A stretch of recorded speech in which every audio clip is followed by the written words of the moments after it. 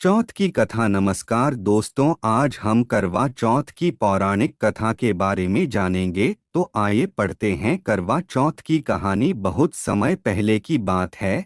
एक साहूकार के 7 बेटे और उनकी एक बहन करवा थी। सभी सातों भाई अपनी बहन से बहुत प्यार करते थे, यहाँ तक कि वे पहले उसे खाना खिलाते और बाद में स्वयं खाते थे। एक बार उनकी बहन ससुराल से मायके आई हुई थी। शाम को भाई जब अपना व्यापार व्यवसाय बंद कर घर आए तो देखा उनकी बहन भूख प्यास से बहुत व्याकुल थी।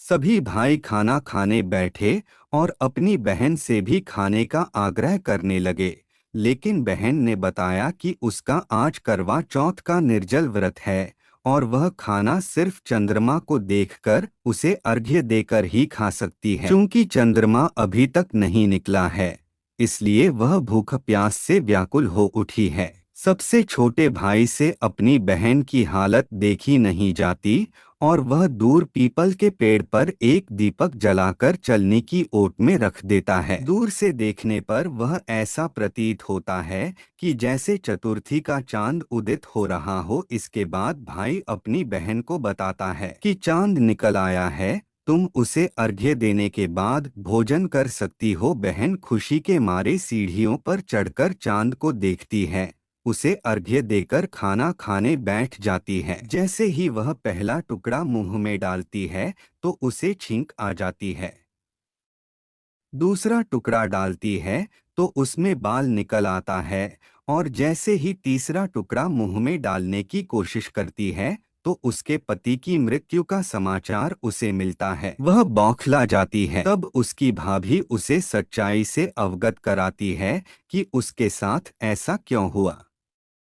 करवा चौथ का व्रत गलत तरीके से टूटने के कारण देवता उससे नाराज हो गए हैं और उन्होंने ऐसा किया है। सच्चाई जानने के बाद करवा निश्चय करती है कि वह अपने पति का अंतिम संस्कार नहीं होने देगी और अपने सतीत्व से उन्हें पुनर्जीवन दिलाकर रहेगी। करवा एक पतिव्रता स्त्री थी। वह पूरे 1 साल तक अपने पति के शव के पास बैठी रहती है, उसकी देखभाल करती है। उसके ऊपर उगने वाली सुईनुमा घास को वह एकत्रित करती जाती है। 1 साल बाद फिर करवा चौथ का दिन आता है। उसकी सभी भाभियां करवा चौथ का व्रत रखती हैं। जब भाभियां उससे आशीर्वाद लेने आती हैं तो वह प्रत्येक भाभी से यम सुई ले लो, पिया सुई दे दो, मुझे भी अपनी जैसी सुहागिन बना दो, ऐसा आग्रह करती है। लेकिन हर बार भाभी उसे अगली भाभी से आग्रह करने का कहकर चली जाती है। इस प्रकार जब छठे नंबर की भाभी आती है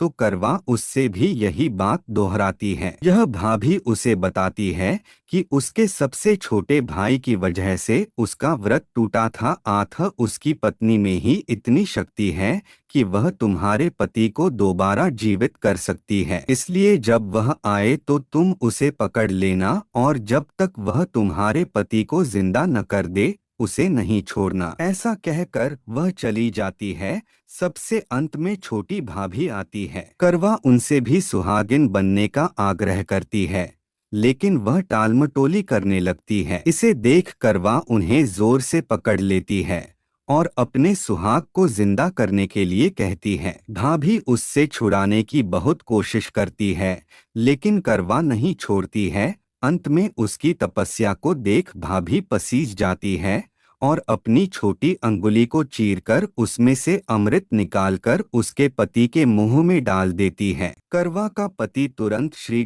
गणेश कहता हुआ उठ बैठता है। इस प्रकार प्रभु कृपा से उसकी छोटी भाभी के माध्यम से करवा को अपना सुहाग वापस मिल जाता है। हे श्री गणेश, माँ गौरी, जिस प्रकार करवा को सदा सुहागन का वरदान आपसे मिला है वैसा ही सब सुहागिनों को मिले। वीडियो अच्छा लगा हो तो लाइक करें, शेयर करें, चैनल को सब्सक्राइब करें। मिलते हैं ऐसी वीडियो में, तब तक के लिए राधे राधे। सभी खुश रहें, प्रसन्न रहें।